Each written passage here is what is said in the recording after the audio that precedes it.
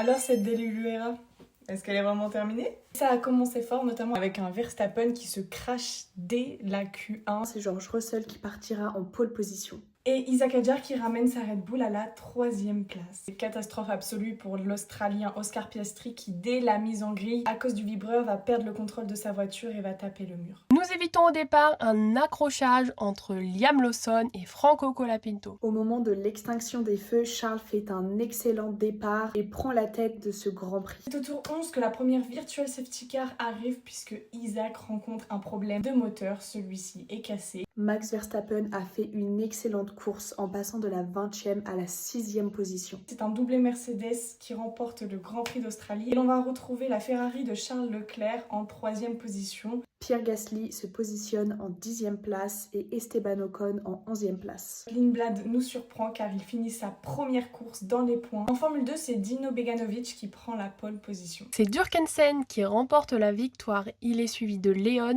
et de Dune. Pour la course principale, Dino Beganovic qui partait en pole a dû abandonner suite à des problèmes mécaniques. C'est Nicolas Tsolov qui remporte cette course principale en Formule 2, suivi de Raphaël Camara et de Lorenz Van Open qui complètent le podium.